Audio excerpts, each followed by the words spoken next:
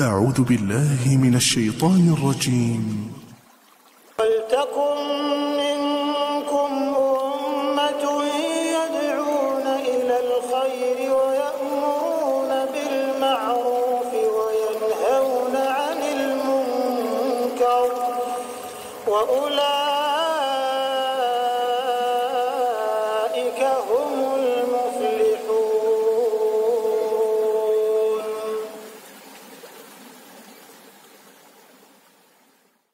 بسم الله الرحمن الرحيم. السلام عليكم ورحمة الله وبركاته.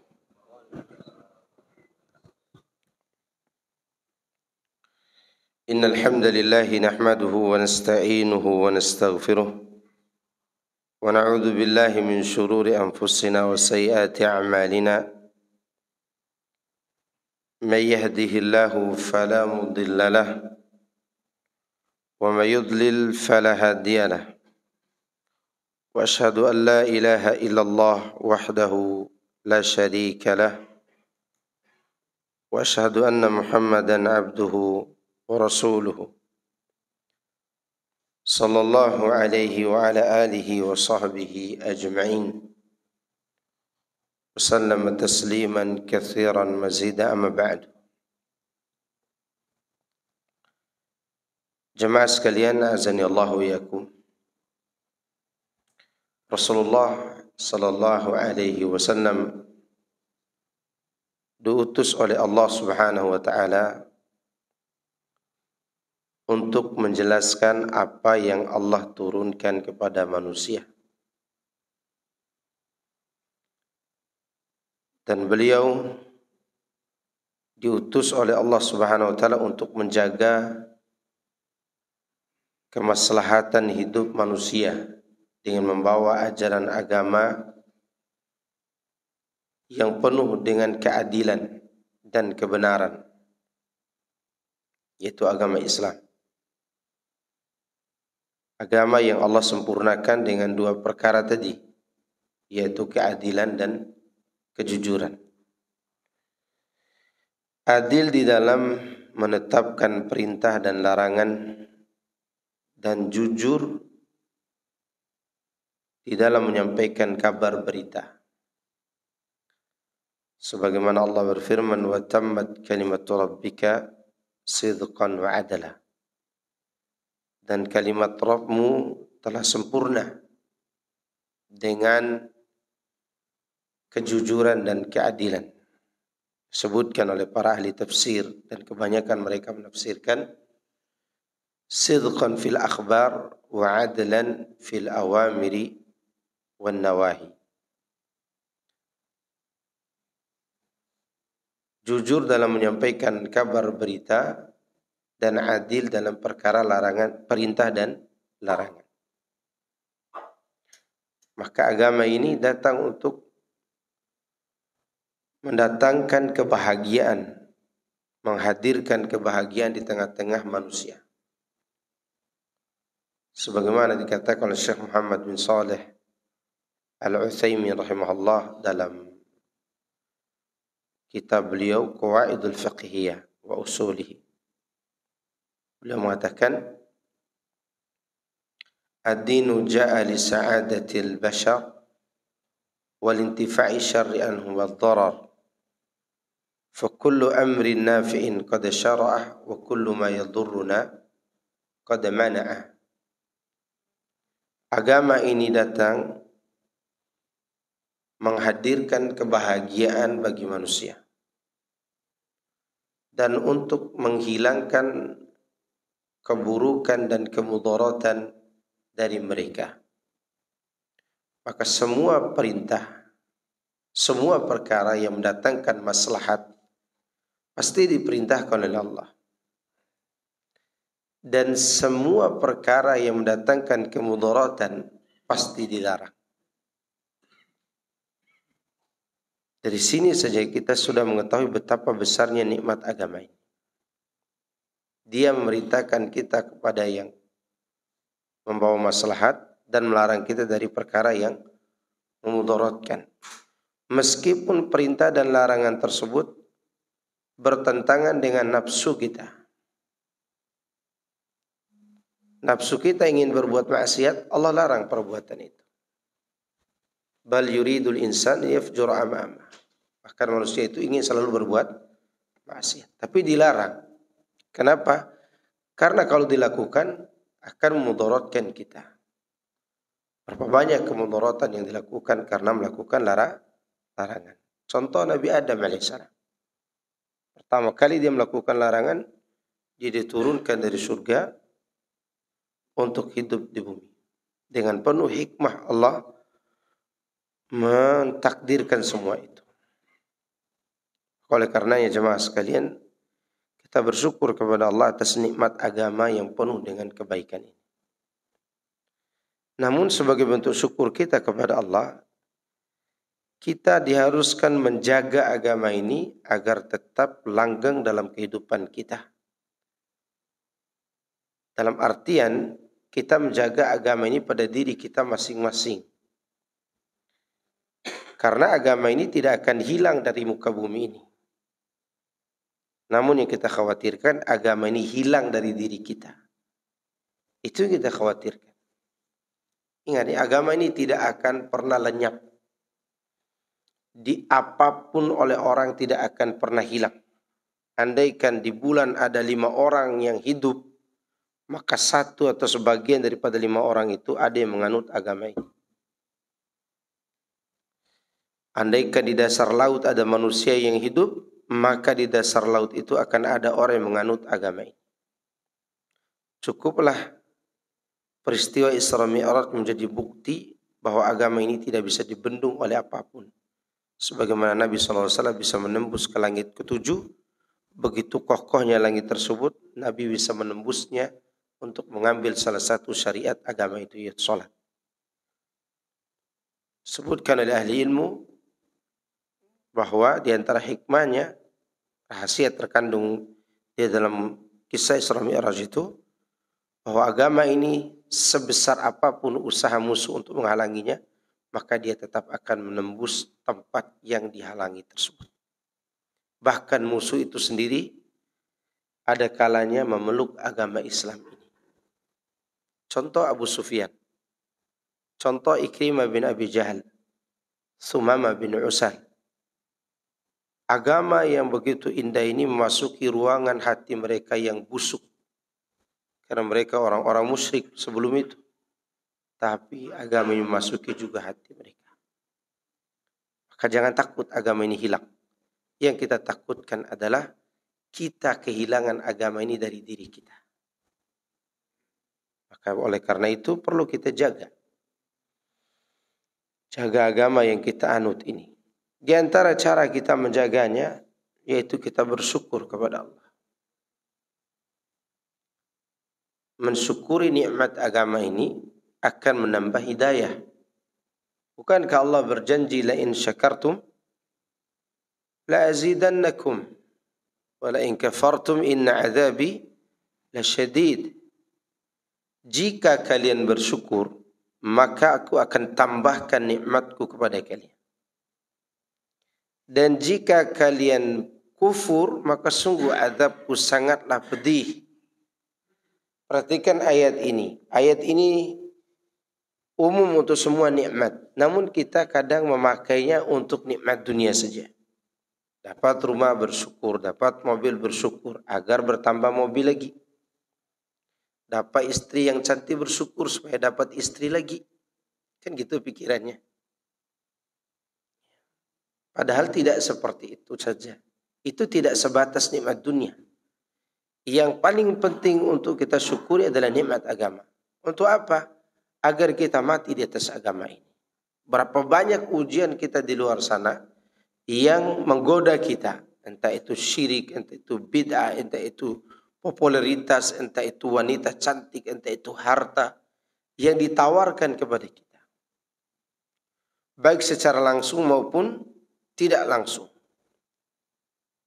Maka dengan cara bersyukur, Allah akan menambah hidayah ini di atas hidayah.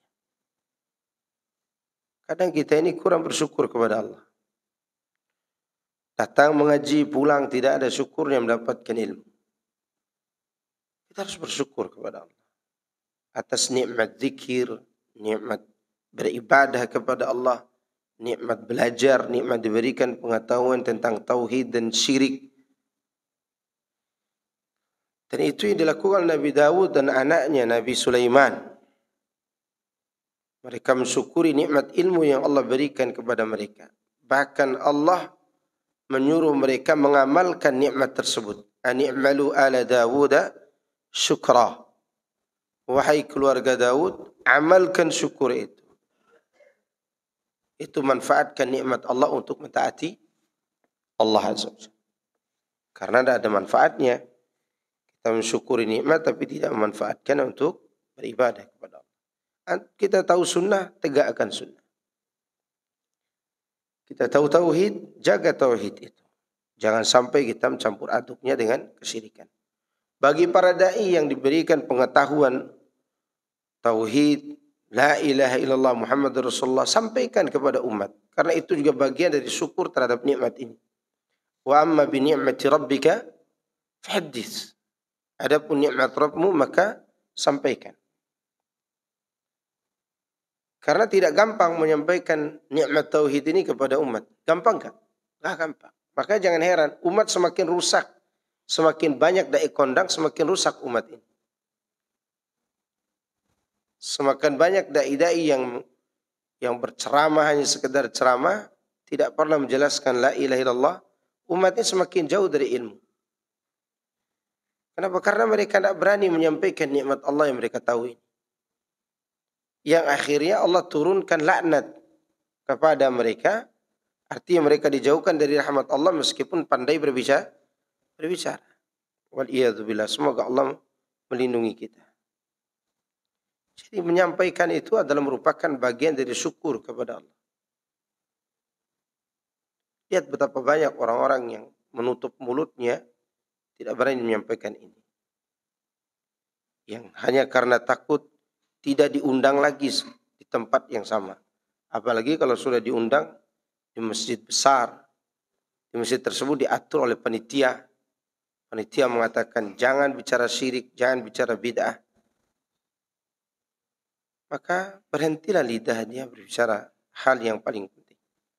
Ada satu hal yang tidak boleh toleransi tidak boleh pelan-pelan dalam menyampaikan agama ini. Tidak boleh. Yaitu berkaitan dengan tauhid dan syirik. Yang diberikan nikmat, sampaikan. Tidak usah diperdulikan. Mau diundang setelah itu urusan panitia. Urusan kita adalah wa amma bi ni'mati rabbika fahaddits. Kemudian ikhwani fi din azakumullah, untuk menjaga agama ini, yang kedua kita belajar. Belajarnya mulai dari usul. Di sini diajarkan tauhid. Ada kajian tauhidnya. Mulai dari pondasi, akidah. Yang namanya sejak akidah, apa arti akidah? Jawab. Ikatan. Secara bahasa akidah itu ikatan. Jadi dari dua tali yang berbeda, diikat, bukan ikat sepatu ya, ikat kuat-kuat. Sehingga ketika kita tarik, dia tidak bisa putus. Itu arti akidah secara bahasa. Secara istilah, wal imanul jazim, alladhi la yatatarraqu ilaihi syakkun ladayya mu'takid. Dia adalah keimanan yang kokoh. Yang mana keraguan tidak bisa menggoyahkannya walaupun sedikit. Maka kalau kita masih goyah dalam satu keyakinan, berarti kita butuh belajar akidah lagi. Ya, karena orang yang goyang atau goyah dalam keyakinannya, dia terancam dalam kesesatan. Sebutkan dalam surat Qaf, bal kadzabu bil haqqi lamma ja'ahum fahum fi amrin marij. Bahkan mereka mendustakan kebenaran setelah kebenaran itu datang kepada mereka, dan mereka berada dalam perkara yang kacau balau. Kenapa bisa goyah? Kenapa bisa ragu? Karena keyakinannya tidak mantap. Dia belum memiliki akidah. Maksudnya akidah Ahlus Sunnati wal Jamaah. Coba antum lihat. Ada seorang dai yang tadinya mengatakan siapa yang ulang tahun dia murtad. Akhirnya dia juga yang ulang tahun. Ini salah satu contoh yang Allah tampakkan. Bahwa orang semacam ini memiliki akidah yang goyah.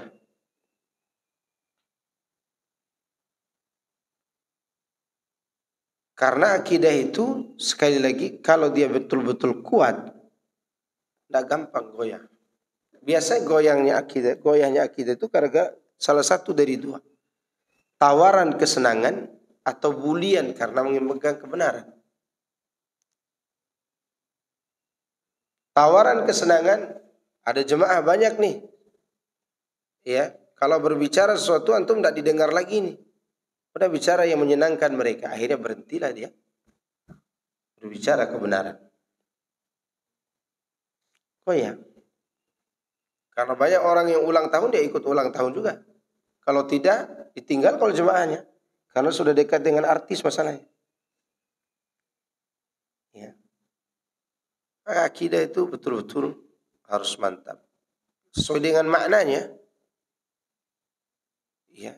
Dinamakan akidah juga, kalau dikembalikan kepada makna bahasa, yaitu kita menarik keimanan yang tidak ada dalam hati kita, diikat dengan hati kita.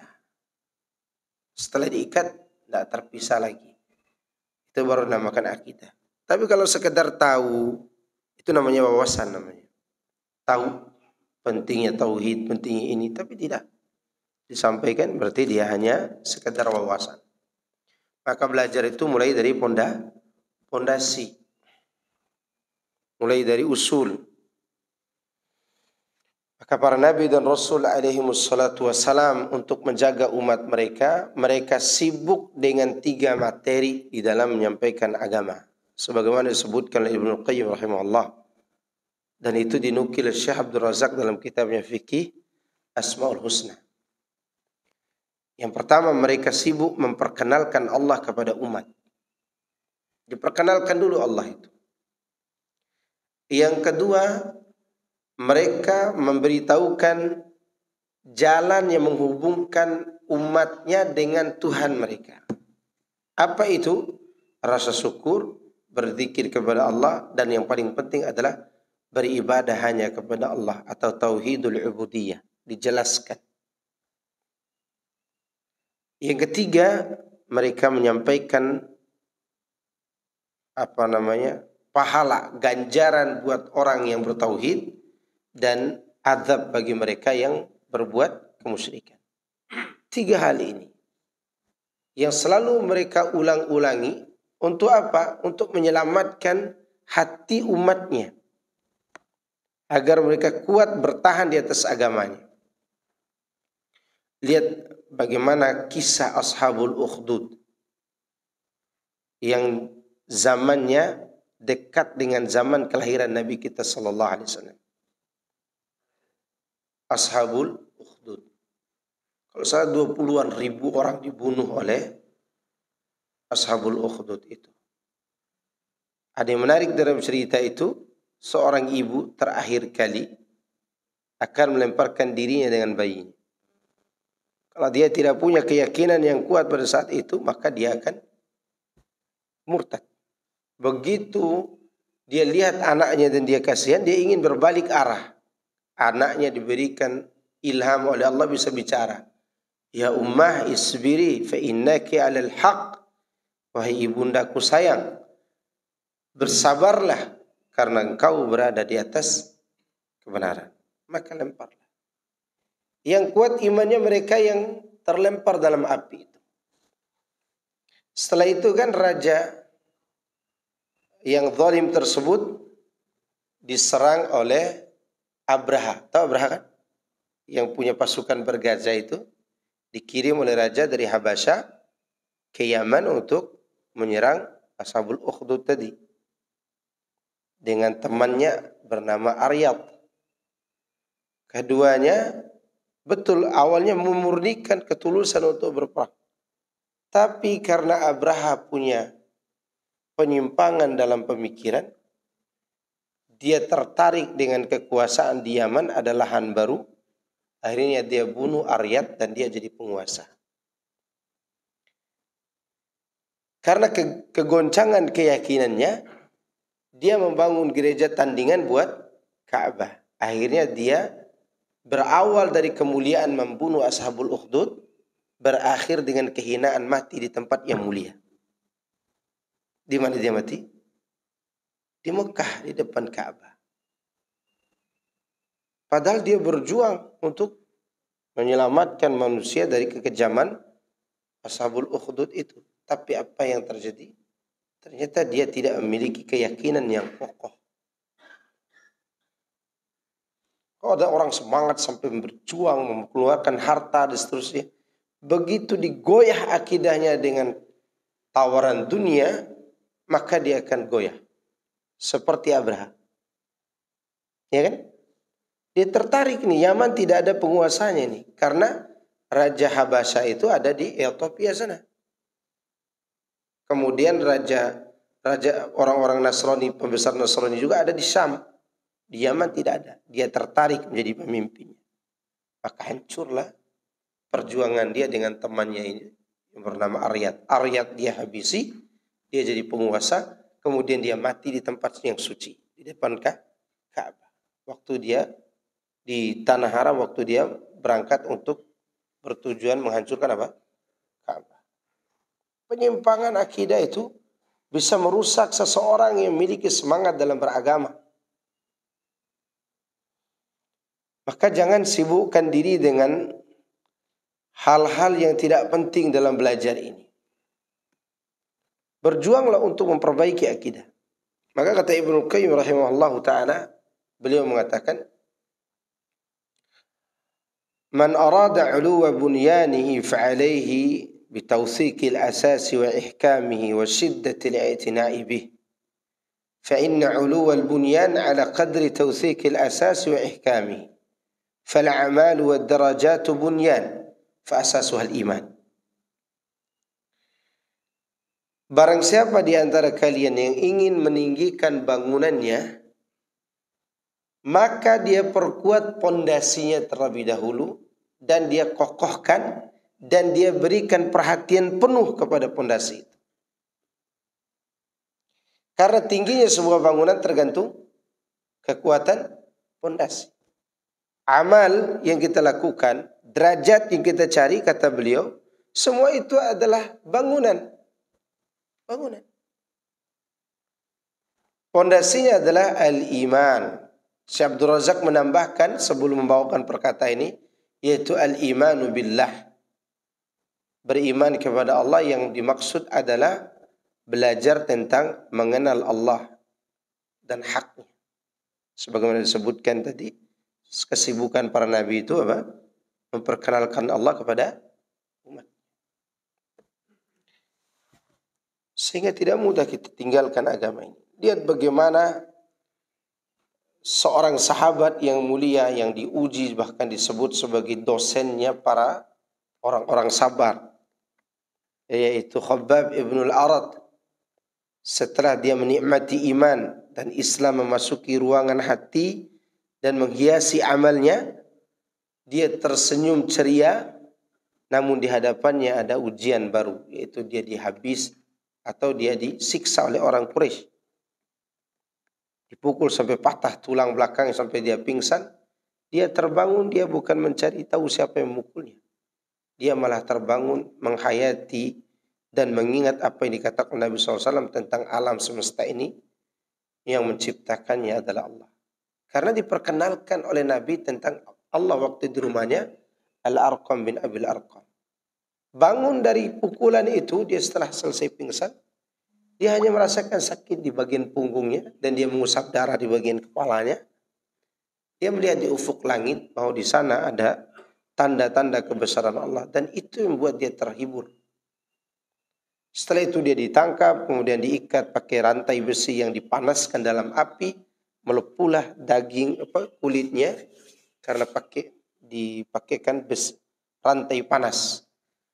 Lalu dia diletakkan di matahari di siang hari oleh bosnya yang bernama Ummu Anmar. Ammar itu wanita yang galak, musyrik. Bosnya Khabbab ini. Kemudian Khabbab pun bisa menyelamatkan diri dan ketemu dengan Nabi di bawah naungan Ka'bah. Melaporkan kejadian itu. Kemudian Khabbab mengatakan kepada Rasulullah, ya Rasulullah, kapan kami ini ditolong oleh Allah? Kapan engkau mendoakan kemenangan buat kami? Akhirnya Nabi bercerita agar dia kuat, diceritakan orang terdahulu. Dulu ada orang-orang yang beriman kepada Allah. Sebagian mereka ditanamkan tubuhnya setengah badan di dalam tanah, kemudian diletakkan gergaji di antara kepalanya, dibelah menjadi dua. Dia tidak goyah. Gara-gara itu, artinya dia tidak tinggalkan agamanya. Mati dalam keadaan beriman. Sebagian mereka ada yang disisir tubuhnya pakai sisir panas dari besi, sehingga daging terlepas dari tulang. Mereka tidak meninggalkan agama. Kemudian Rasul setelah diceritakan, Rasulullah sampaikan kabar gembira yang akan terjadi. Demi Allah, wallahi, la yansurannallahu hadzal amr. Agama ini akan ditolong oleh Allah. Hatta yasirur rakibu min Sana'a ila Hadramaut, la yakhafu ila Allah wa yadhi'ba ala ghanam.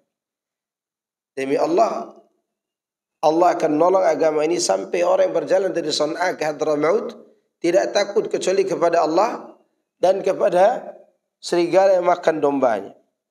Walakinakum tasta'jilun, tapi kali ini tergesa-gesa, kata Rasulullah kepada siapa? Khabbab. Tergesa-gesa, bayangkan tuh. Kira-kira apa yang akan antum tanggapi? Antum akan tanggapi dengan kekesalan. Bukannya nolong malah diceramahin, kan gitu kan? Khabbab tidak. Dia merasa terhibur dengan itu.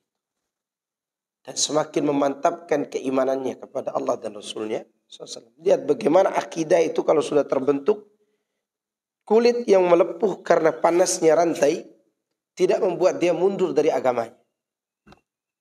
Hari ini kita baru dibully, ente jenggot kayak teroris, naikkan celana kayak orang yang kebanjiran. Udah minder di kantor. Ya kan? Minder di kantor. Minder di tempat-tempat di keluarga, minder.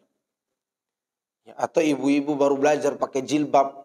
Begitu dibully oleh keluarganya, jilbabnya dibuang, pakai helm. Itu menunjukkan bahwa kita butuh kekuatan akidah. Lihat Khabbab ini. Diapakan dia? Dibully. Bukan sekadar dibully, disiksa. Tapi kuat akidahnya, dia bisa menjaga agama. Itu contoh kekuatan ketika menghadapi apa? Bulian. Contoh kekuatan ketika menghadapi tawaran agar meninggalkan agama ini. Dalam kondisi yang begitu mudah untuk meninggalkan agama ini. Yaitu Ka'ab bin Malik. Tahu Ka'ab bin Malik? Orang Romawi Persia tahu siapa Ka'ab bin Malik. Orang Nasrani sangat mengerti Ka'ab bin Malik itu. Padahal waktu itu tidak ada Android. Yang buat dia terkenal. Berarti betul-betul terkenal Ka'ab bin Malik ini. Orang-orang Nasrani, orang-orang Romawi, orang Nasrani di berbagai daerah paham siapa Ka'ab bin Malik. Waktu perang Tabuk tahun berapa? 10 Hijriah. Perang Tabuk itu perjalanannya kalau tidak salah 1 bulan karena jarak yang ditempuh itu 800-an kilo dari kota Madinah ke Tabuk. Dan waktu itu para sahabat menunggangi 1 onta untuk bergantian 8 orang. Dan Rasulullah juga ikut gantian. Bergilir. Ka'ab bin Malik dia punya 2 kuda di rumahnya. Dia tidak perlu apa? Bergantian dengan orang lain. Saking penuhnya persiapan dia untuk berperang. Dia punya pedang, dia punya harta. Tapi pada saat itu dia tidak pergi. Dia tunda-tunda terus karena dia asyik sedang menikmati kurma yang berbuah di musim panas. Sedangkan para sahabat harus berjalan dalam keadaan kondisi kekurangan logistik. Dia kelebihan logistik, tapi tidak ikut. Singkat cerita, dia diboikot. Kan diboikot setelah itu. Berapa lama? 50 malam. 40 malamnya dia diboikot oleh para sahabat. 10 malam terakhir sampai istrinya boikot dia. Makanya dia kan suruh pulang istrinya ke rumah. Kenapa? Karena 10 hari itu dia kan masih muda Ka'ab ini. Masih gagah. Di depannya ada es campur tapi tidak boleh minum. Pikirkan. Dia lagi haus, ada es campur di depannya, ente tidak boleh minum ya. Tapi es campur ada di situ. Daripada ada di situ, singkirkan saja es campur ini. Artinya dia pemuda yang punya hasrat tinggi kepada istrinya, ada yang cantik depannya tidak bisa dia apa-apain, diboikot masalahnya. Maka disuruh pulang. Sebegitunya dia diboikot sampai istrinya disuruh untuk memboikot dia, dan istrinya taat kepada Rasul, tidak taat kepada suami. Karena pada saat itu kan taat kepada Rasul. Maka pada saat kondisi seperti itu datanglah orang Nasrani ke kota Madinah cari Ka'ab bin Malik. Nasrani ketemu di pasar. Yang mana di pasar tidak ada orang mau bicara dengan Ka'ab kecuali Nasrani ini. Apa tawarannya? Ente mau enggak bergabung dengan kami? Karena kami dengar engkau diboikot oleh sahabatmu. Maksudnya Rasulullah SAW. Gabung dengan kami akan angkat kau sebagai pejabat tinggi di negara kami. Kata Ka'ab, ujian diboikot oleh Nabi tidak seberapa dibandingkan dengan ujian ini. Ya kan? Di saat dia tidak punya siapa-siapa, ada orang yang mau merangkulnya, ditawarkan jabatan di Romawi lagi. Tentu akan ada wanita yang lebih cantik dari istrinya di sana. Maka dia pun menolak. Dari mana penolakan itu? Dari kekuatan akidah. Karena yang dia yakini itu, Allah pasti akan memberikan jalan keluar atas kejadian ini. Nah kalau kita, oh iya daripada saya dimusuhi oleh dia, ya gabung aja gitu kan. Waliyadzubillah. Kan begitu zaman ini. Daripada dimusuhi, ada tawaran nih. Udah gabung aja. Kan begitu. Coba lihat ada tokoh-tokoh agama yang ditawarkan oleh Syiah Iran untuk bergabung. Bergabung kan? Gabung. Ditawarkan oleh gereja untuk diberi uang, gereja dijaga, pengajian dibubarkan, ya kan? Karena ada tawaran dunia. Maka disitulah kelihatan akidah kita itu goyah atau tidak, kuat atau tidak. Itu yang perlu diperhatikan oleh kita. Belajar, berikan perhatian khusus untuk masalah ini. Jangan pernah mengatakan, udah Ustaz daripada belajar tauhid, kan kita belajar tauhid terus. Seperti antum menabur garam di dalam laut. Kan gitu kan. Kita bantah juga dari itu. Ikan tuh seumur-umur dia hidup di mana? Di laut. Begitu dia keluar kita memasak, kasih garam gak? Kasih lagi garam. Ya enggak? Ikan di mana dia hidup? Di laut, ikan laut. Begitu dia keluar setelah dipancing, baru keluar nih. Kita mau masak dikasih apa? Garam lagi. Mana tadi seperti tabur garam di atas laut? Gak ada. Itu dalil yang lemah. Lemah dibantah juga dengan itu. Kita tidak perlu itu. Yang kita perlukan adalah memperkuat iman orang-orang Islam. Kita juga dengan apa? Mengajarkan pondasi agama. Sampai kapan? Sampai mati. Karena sebagian orang sok kuat imannya. Lihat bagaimana Abu Bakar radhiyallahu taala anhu mengajarkan tauhid kepada siapa? Kepada Umar. Kepada siapa Abu Bakar mengajar tauhid? Kepada Umar, bukan kepada kita. Umar siapa Umar? Rasulullah sudah lihat tempatnya di surga. Istana terbuat dari emas, tiangnya dari emas, kemudian dindingnya dari kasturi, lantainya dari mutiara. Untuk laki-laki dari Quraisy yaitu Umar bin Khattab. Kira-kira apa yang dibutuhkan Umar waktu itu? Udah tidak ada kebutuhan. Dia masuk surga kok. Tidak perlu ceramah orang, tidak perlu. Dia sudah pasti masuk surga. Begitu Rasulullah wafat, dia hunus pedang. Saya mengatakan Nabi mati, saya potong kaki dan tangannya. Tidak ada yang berani ngomong. Orang bingung sedang sedih karena Rasulullah wafat. Lebih bingung lagi menghadapi Umar yang menghunus pedang. Gimana mau ngomong apa? Mau ngomong Rasulullah wafat, terpotong kaki dan tangan. Maka datang Abu Bakar. Singkat cerita Abu Bakar masuk menemui Rasulullah yang telah wafat. Dicium keningnya keluar. Umar tutup. Enggak mau. Diceramain oleh Abu Bakar. Ya ayuhan nas, man kana ya'budu Muhammadan fa inna Muhammadan qad mat. Wa man kana ya'budu Allah fi riwayatin wa man kana ya'budu Allah fi sama' fa inna Allah hayyun la yamut. Siapa yang diceramai? Orang yang sudah jelas masuk surga. Diceramahin masalah apa? Bukan masalah rumah tangga, masalah tauhid. Yang diceritakan apa? Masalah apa? Masalah tauhid. Wahai manusia, siapa yang menyembah Muhammad? Muhammad sungguhnya telah wafat. Apa waktu itu Abu Umar menyembah Nabi? Enggak. Waktu itu Umar tidak terima Nabinya mati. Saking cintanya dia kepada siapa? Kepada Rasulullah SAW. Dan siapa yang menyembah Allah yang di langit, maka Allah Maha Hidup tidak akan pernah mati. Ini isinya apa? Tauhid. Isinya tauhid. Maka oleh karena itu ikhwan fillah hazakumullah, teruslah belajar masalah ini. Agar kita semakin kuat menjaga agama yang mulia ini. Kemudian di antara hal yang membuat kita menjaga agama ini, setelah kita bersyukur kepada Allah, belajar tentang akidah yang benar, fondasi agama yang benar, maka jagalah kewajiban-kewajiban kita kepada Allah dan juga jaga diri dari yang haram. Sebagaimana disebutkan Ibnu Qayyim ketika beliau membahas masalah futur. Karena yang membuat kita meninggalkan agama kita apa? Futur. Futur meninggalkan perkara sunnah, meninggalkan ibadah. Kata Ibnu Qayyim, agar kan kita ada masa futur ya kan? Agar kita tidak terlalu jauh dengan futur kita, jaga kewajiban, dilaksanakan maksudnya, dan jauhi yang haram. Itu modal utama.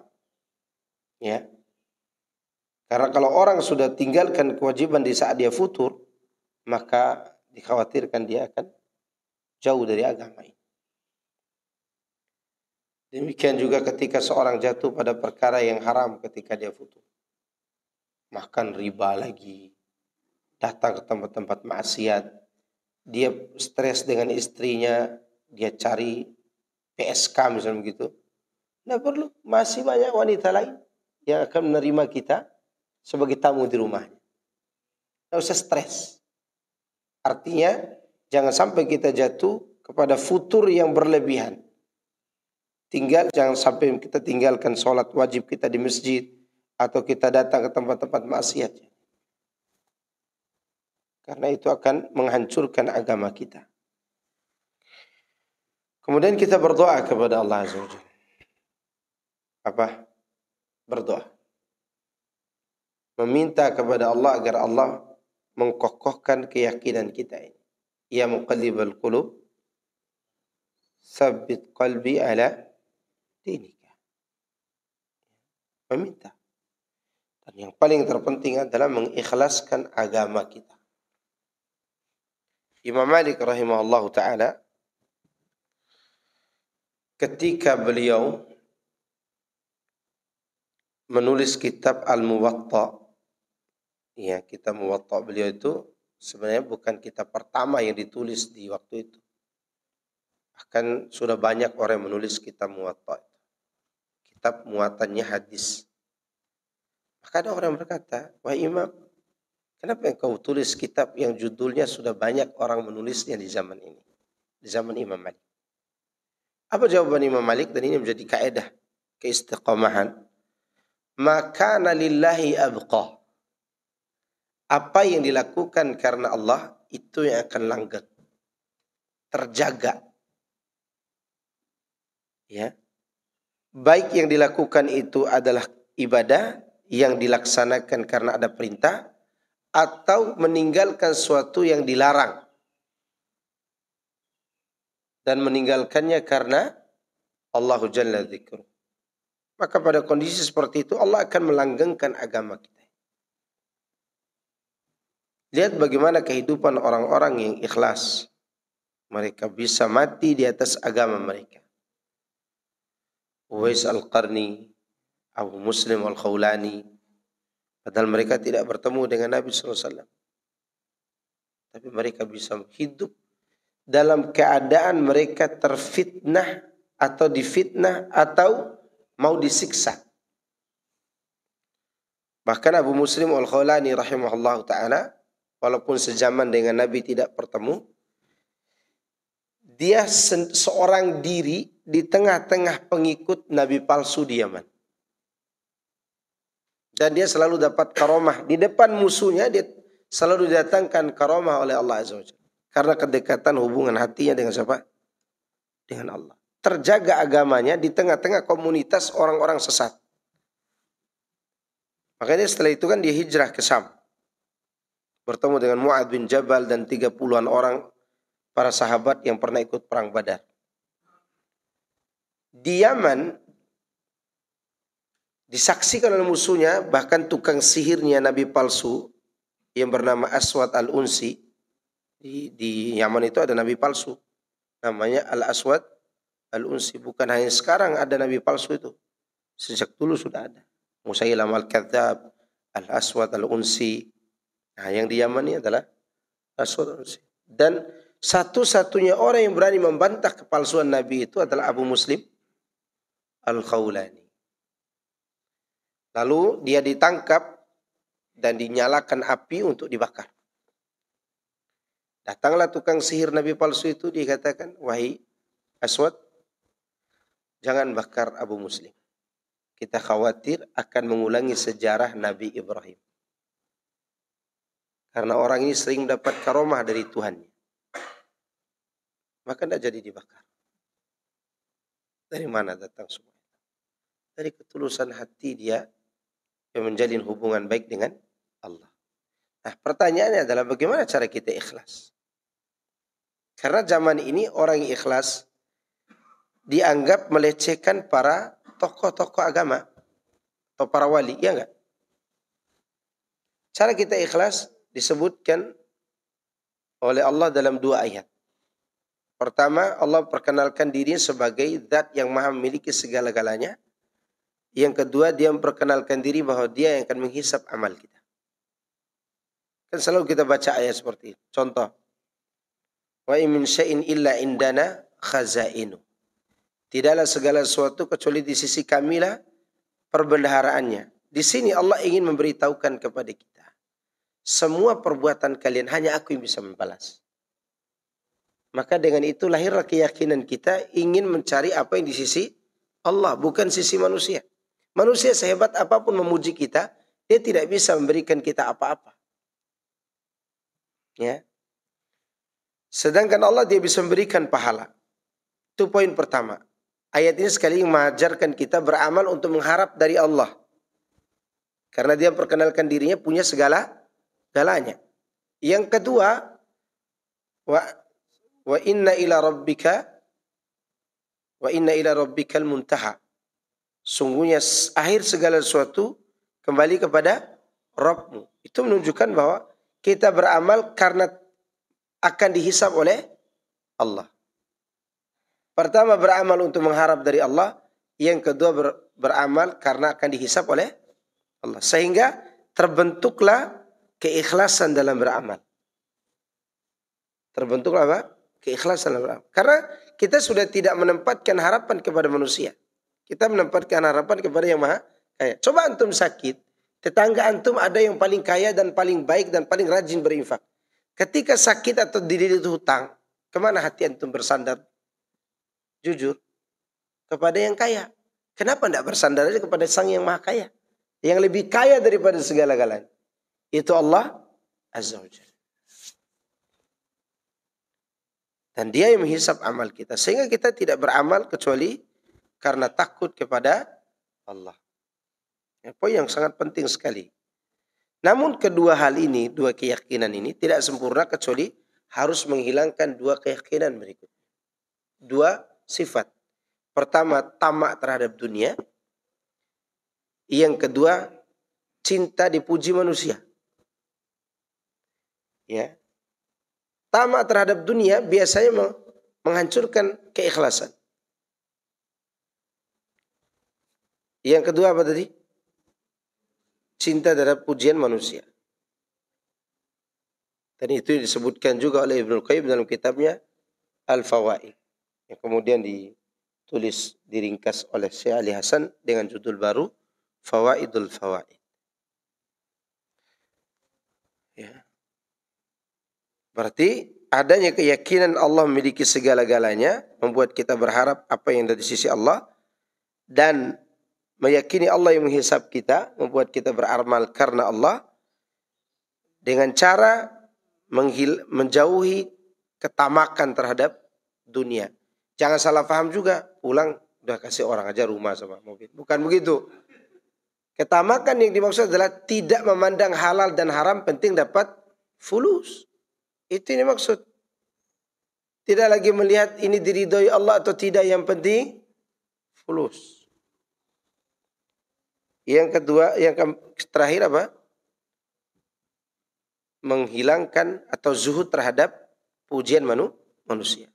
Merasa tidak butuh kepada pujian orang. Karena kita ini dipuji tidak menjadi bintang, dihina tidak menjadi tanah. Ya kan? Dipuji-puji terus begitu. Apa kita jadi bintang terembulan? Enggak. Atau dihina-hina oleh orang karena kita melakukan kebenaran, apa kita jadi tanah? Enggak juga. Maka jalankan ibadah ini untuk mencari ridha Allah, Allah akan memuliakan kita.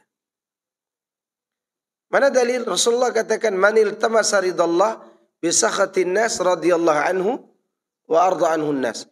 Siapa yang mencari ridha Allah, manusia murka kepadanya gara-gara itu, maka Allah akan meridhoinya dan Allah paksa manusia untuk menyukainya. Ya enggak? Berapa banyak di antara kita yang dulunya tidak suka kepada ustadz sunnah, hari ini kita cinta kepada mereka. Ya kan? Bahkan dulu mungkin ada di antara kita sekedar datang untuk membuat keributan kajian. Begitu duduk, suka juga dengan kajian. Ya enggak? Karena Allah Subhanahu Wa Taala atau Rasulullah SAW tidak berbohong dalam masalah ini. Cari terus celah-celah untuk mendapatkan ridha Allah itu. Allah akan ridha kepada orang itu dan Allah akan membuat manusia meridhai. Sebaliknya, manil tamasa ridhon nas bisakhatillah sakhitallah alaihi wa sakhata alaihin nas.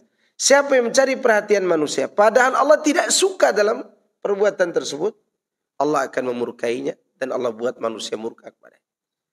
Dan orang yang murka kepadanya pertama kali ya orang dekatnya. Ya kan? Coba antum lihat nabi palsu bernama Musailamah al-Kadzdzab. Apa kata pengikutnya? Kami tahu Musailamah itu pendusta, pembohong, pembual. Siapa yang mengatakan? Itu pengikutnya. Cuman kita satu kabilah. Taklid kabilah. Dan kami tahu Muhammad itu jujur dan membawa kebenaran. Tapi karena kami satu kabilah, yang dusta ini kami sukai daripada si jujur tadi. Siapa yang mengatakan dusta pertama kali? Pengikutnya. Dan itu membuktikan sabda Nabi tadi. Karena dia selalu cari perhatian manusia. Hati-hati kita. Cari followers, cari subscribe, cari. Silakan. Tapi jangan sampai di situ ada kemurkaan Allah Azza wa Jalla. Silakan. Cari itu semuanya. Tapi tujuan kita untuk mencari ridha Allah itulah yang disebut dengan keikhlasan tadi. Dan itu membuat kita bertahan di atas agama. Kemudian di antara kita menjaga agama itu, kita menjaga hubungan baik dengan Allah dalam zikir kita, dalam ibadah kita. Dan itu sudah kita bahas sebelumnya. Dan duduk bersama orang-orang soleh. Bermajlis dengan siapa? Orang-orang soleh. Coba antum. Dari rumah tadi mungkin ada yang dimarahi istri. Belum beli beras hari ini. Ya kan? Mungkin ada yang diomeli istri tadi malam. Ya begitulah. Ketika istri mau malah dia tidur ngorok gitu kan. Istri ngambek subuh-subuh karena tidak dikasih jatah. Akhirnya tidak enak. Begitu datang ke majelis ilmu. Duduk dengan orang-orang soleh. Dia tenang. Walaupun pulang diomeli lagi. Tenang. Ya kan? Kadang kita begitu. Karena apa? Karena duduk dengan orang-orang baik itu mempengaruhi ruh kita untuk sama-sama apa? Tenang. Sebagaimana disebutkan dalam hadis yang sebagian lafadznya dhaif, sebagiannya sahih, bahkan sebagiannya palsu. Di antara lafadz yang diriwayatkan Imam Ahmad, innal arwaha junudun mujannada mata ta'arafa italafa mata tanakara ikhtalafa. Ruh-ruh kita ini seperti satu pasukan terpimpin. Sejauh mana pasukan ini saling mengenal, maka dia akan saling bersatu. Sejauh mana dia tidak saling mengenal, maka dia akan terpisah. Walaupun fisiknya satu. Coba antum duduk dengan ahlul bidah yang cerewet, betah nggak antum duduk? Nggak betah. Ya, antum datang ke satu masjid, dengar khutbah, duduk baru sebentar seakan-akan 5 jam kita duduk. Kenapa? Yang dikhutbahkan mengajak kepada bid'ah, mengajak kepada syirik. Jadi ruh kita itu nggak betah. Nggak betah. Maka oleh karena itu ikhwani fiddin azakumullah, ruh kita butuh teman untuk mendekatinya. Sekarang anda tanya ke antum, kita satu nasab nggak semuanya? Enggak. Mungkin ada di antara antum Kalimantan, Sumatera, Sulawesi, Bima, Lombok, apalah gitu kan. Tapi bertemu dalam satu masjid, dalam majelis. Tapi kita merasa tenang-tenang saja duduk. Ya enggak? Coba antum duduk dengan kerabat antum yang suka minum khamr. Sedikit-sedikit cerita khamr, sedikit-sedikit cerita wanita cantik. Kira-kira antum betah enggak? Kecuali sudah sama hati. Kalau udah sama hati betah. Kalau enggak, kita enggak akan betah. Kita akan pergi.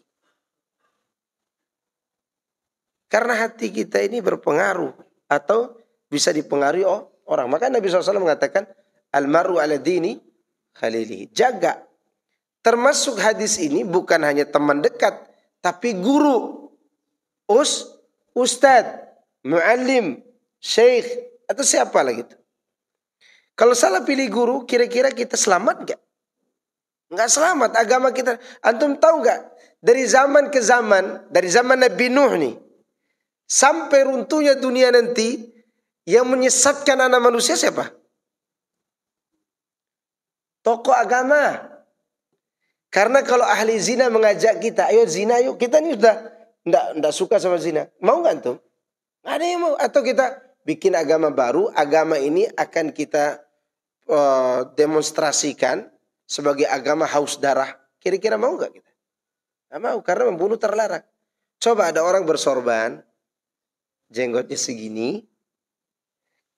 Dia pakai jubah yang melewati mata kaki sedikit. Dikasih titel Maulana Habib. Lalu berbicara agama, kira-kira antum mau gak dengar? Mau. Karena dia kelihatan soleh. Soleh. Apalagi dia baik, dermawan seperti Amr bin Luhai Al-Khuzai. Al-Khuzai, tahu kan? Masih ingat gak Amr bin Luhai Al-Khuzai? Gak ingat? Yang gak ingat, antum udah tua-tua kayaknya. Yang pertama kali meletakkan Hubal di Ka'bah itu dia.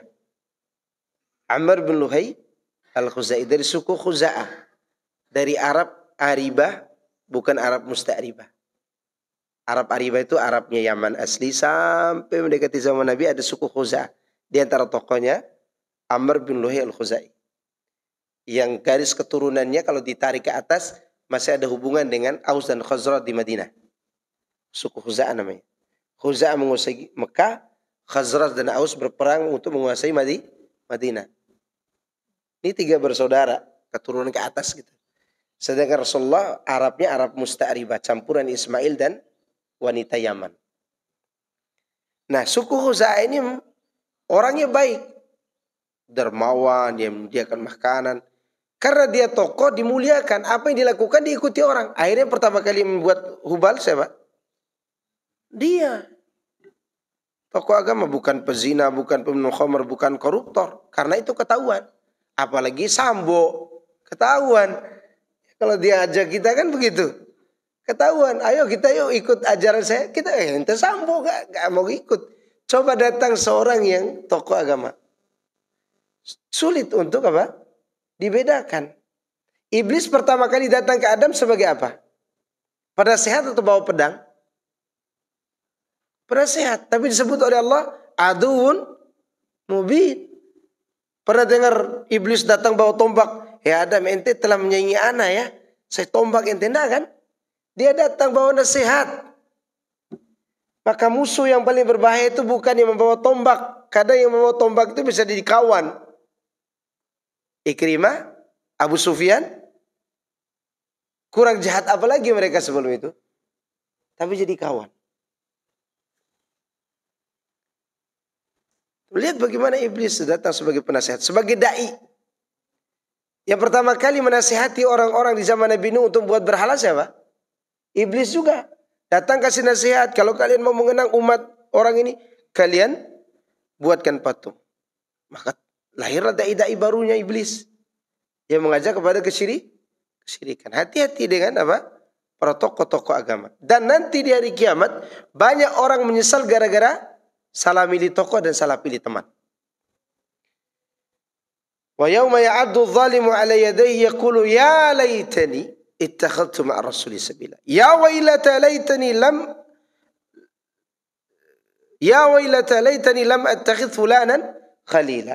Laqad adallani 'ani dzikri ba'da idh ja'ani wa kana syaitanu lil insan khadhula. Ini kalau salah di ayat 24 ya surat Al-Furqan. Pokoknya sekitar situlah. Pada hari ketika orang zalim gigit tangan. Kata Syekh Sa'di, orang zalim di sini pelaku syirik dan pelaku bid'ah. Pelaku apa? Syirik dan pelaku bid'ah. Nanti dilihat kembali tafsir Sa'di. Dia katakan, ya laitani, aduhai alangkah indahnya hidup sekiranya aku ikut jalan bersama Rasul. Terus selama ini dia ikut jalan siapa? Maka dia katakan setelah itu, celaka aku, alangkah hebat, alangkah indahnya hidup sekiranya aku tidak jadikan fulan sebagai khalilku, orang dekatku, teman curhat. Guru teman curhat gak? Curhat. Antum kalau ada masalah telepon Ustaz Maskur gitu kan? Apalagi yang muda-muda yang mau nikah nih. Ya, karena mau telepon orang lain juga enggak bisa. Perlu melalui manajer. Ya. Dan itu tempat curhat. Dia katakan orang inilah yang menyesatkan aku dari jalan Allah yang lurus. Ya, nah mungkin orang tersebut datang membawa ajaran peminum khamr. Peminum khamr aja tahu dirinya salah, ya enggak? Sekarang ada orang minum khamr, anaknya di samping dia. Anaknya angkat khamr. Jangan ente minum khamr, dia minum. Karena dia tahu itu salah, tidak diajarkan kepada anaknya. Ada orang lagi ngerokok, datang anak kecilnya, minta rokok dong Pak, 1 batang. Ente saya tampar, padahal dia lagi apa? Lagi hisap api. Itu menunjukkan hal-hal tersebut diketahui, tapi tokoh tidak diketahui. Dan itu menjadi penyesalan nanti di hari kiamat. Ini cara kita untuk menjaga kemurnian agama ini agar kita jauh dari kesesatan. Dan jangan lupa ikhwan fillah jazakumullah untuk selalu bertawakal kepada Allah. Wa may ya'tasim billah faqad hudiya ila siratim mustaqim. Kata Imam Ibnu Katsir, dengan cara bertawakal kepada Allah dan berpegang dengan agamanya, Allah akan selalu membimbing seorang kepada jalan yang lurus. Karena Allah mengatakan, wa may ya'tasim billah faqad hudiya ila siratim mustaqim. Siapa yang berpegang dengan Allah, maka sungguh dia akan dibimbing ke jalan yang lurus. Dan ayat ini menunjukkan kepastian. Kepastian. Kenapa kepastian? Karena Allah menggunakan kata kerja lampau untuk kejadian yang akan datang. Seharusnya yuhda ila siratim mustaqim. Tapi Allah gunakan faqad hudiya. Hudiya itu sudah diberi hidayah. Padahal dia lagi cari hidayah nih. Berarti dia pasti mendapat hidayah dan dia akan istiqamah insyaallah. Maka oleh karena itu terus bertawakallah kepada Allah Subhanahu wa taala. Saya kira cukup. Karena waktu udah jam 6 lebih. Jam 6 kurang ya. Jam 5 yang lebih. Fadhal insyaallah nanti kalau ada waktu kita ketemu lagi. Jadi sebagian kajian-kajian yang Anda sampaikan walaupun tematik sebenarnya Anda sampaikan dari kitab yang agak bersambung. Namanya kitab Fawaidul Fawaid. Ya, Fawaidul Fawaid. Ada pertanyaan? Ada yang mau bertanya enggak? Asal jangan keluar masjid aja. Waalaikumsalam warahmatullahi wabarakatuh. Fik barakallah.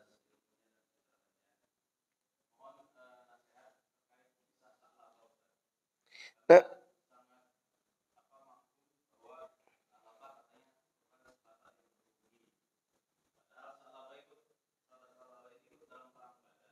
iya. Cerita itu cerita yang tidak ada asal usulnya. Tha'labah itu durhaka kepada ibunya itu. Iya kan? Akhir endingnya dia durhaka kepada orang tuanya kan? Iya, itu tidak ada asal usulnya cerita. Semua orang yang pernah ikut perang Badar, apapun dilakukan setelah itu dia diampuni oleh Allah. Siapapun. Dan Rasulullah tidak mengecualikan Tha'labah. Tha'labah itu sahabat Nabi Sallallahu Alaihi Wasallam. Ya, cerita-cerita tentang itu yang Anda tahu, itu cerita untuk para khutbah yang tidak punya materi. Akhirnya bawalah cerita Tha'labah. Tidak punya materi, malas baca, apa yang dia dengar dia cerita lagi. Gitu. Sama seperti cerita malaikat Harut dan Marut. Ya kan? Itu Harut dan Marut itu penjelasan para ahli tafsir tidak satu, bukan nama malaikat juga itu. Sebagian mengatakan Harut dan Marut itu bukan nama malaikat, nama tempat. Ya. Dan malaikat itu ditawarkan wanita untuk membunuh dan minum khamar kan? Dan dia minta nafsu. Masa malaikat minta nafsu? Terus malaikat tuh jenis kelaminnya apa? Jawab. Betul ada dibawa oleh Ibnu Katsir dalam tafsirnya, tapi itu cerita Israiliyat. Ceritanya Israiliyat. Makanya ulama berusaha meringkas tafsir Ibnu Katsir itu, cerita itu dihilangkan dalam surat Al-Baqarah 102. Ya, cerita tentang Harut dan Marut, malaikat yang meminta nafsu itu. Sekarang kalau dia minta nafsu, jenis kelaminnya apa dulu? Pernah dengar dijelaskan oleh Allah enggak malaikat laki-laki dan perempuan? Maka jangan tanya, Ustaz laki-laki enggak malaikat atau perempuan? Kalau dia perempuan ente mau apa? Mau lamar? Wong perempuan wanita manusia aja enggak terima kita, apalagi malaikat. Oleh karena itu cerita seperti itu perlu diteliti kembali riwayatnya. Karena orang-orang yang pernah ikut perang Badar, sekali lagi, apapun yang mereka lakukan setelah itu diampuni oleh Allah. Selama mereka tidak berbuat kemusyrikan. Ya, maka sekali lagi cari tahu berita tentang itu. Baru kita sampaikan. Yang Anda tahu dari penjelasan beberapa ahli ilmu sampai hari ini, dan itu yang Anda yakini, bahwa cerita tersebut tidak benar. Tidak. Kecuali kalau ada keterangan lain, baru Anda rujuk dari keterangan ini. Dan itu kan sering dibawakan para khotib kan. Cerita dia kan. Supaya dia bisa nyambungkan khutbahnya. Kalau enggak, innalhamdulillah turun dari mimbar. Nah iya, karena tidak gampang untuk berbicara di atas mimbar itu. Antum kencing di celana bisa kalau tidak punya mental. Sampai ada ini kejadian nyata ini. Karena tidak punya bahan. Jadi khotibnya tidak datang. Ada di depan tuh yang kayak dia betul-betul kayak ustadz. Dinaikkan oleh orang. Sudah dia bilang, saya tidak bisa khutbah. Ente aja yang naik. Naik, oh dia naik di atas mimbar. Kan mimbar itu kan ada mimbar yang tertutup. Ada mimbar yang tidak tertutup. Nah dia mimbar yang tidak tertutup. Dia sambil innalhamdulillah nahmaduhu wa nasta'in. Artinya kasih jalan. Selesai dia amma ba'du, lari dia keluar dari masjid. Ini kejadian ikhwan. Nah kalau enggak punya materi apa aja disampaikan, termasuk Tha'labah tadi. Gitu. Bisa itu disampaikan oleh orang-orang yang tidak pernah belajar. Waliyadzubillah. Ada lagi. Cukup enggak? Dan anak tidak cerita bohong tadi ya. Ini cerita nyata. Yang ini innalhamdulillah nahmadu. Kan itu kejadiannya di Dompu itu. Ya. Dan yang kacau itu ikhwan-ikhwan senior enggak ada yang mau jadi khatib. Orang yang baru datang disuruh jadi khatib. Ya. Akhirnya dia selesai amma ba'du. Kan dia udah kasih tahu saya enggak bisa. Begitu amma ba'du dia mau ngomong apa, turun pergi. Satunya kejadian di daerah NTB juga. Dia begitu mau khutbah, sudah dikasih tahu sama Ustaz. Ente karena baru khutbah, ini depan orang banyak ini, masjid besar. Bawa teks. Dan dia memang kuat hafalannya anak ini. Baru lulus pondok, kuat hafalannya. Hafalan Qur'annya banyak. Begitu dia lihat orang banyak, hafalannya hilang, buyar gitu. Jadi Ustaz yang nasihatnya di depan dia. Wa ma yusakikir rasul. Nggak nyambung-nyambung tuh ayat. Wa ma yusakikir rasul. Apa istilah itu? Wa ma yusakikir rasul, pingsan dia itu. Diganti. Kata Ustaz itu apa yang saya katakan tadi. Tadi kejadian. Akhirnya carilah materi yang Yang bisa dia dengar, yang dia dapat dari ceramah-ceramah yang tidak ada asal-usul. Dan gampang. Itu padahal yang ngomong wa may yushaqiqir rasul, dia hafal surat An-Nisa, dia hafal Al-Quran loh. Itu dalam Al-Quran ada tuh. Surat An-Nisa ayat 115. Lupa. Ya kan banyak orang ini. Ya. Mungkin di depannya ada calon mertuanya, ada calon bupati, ada calon lurah.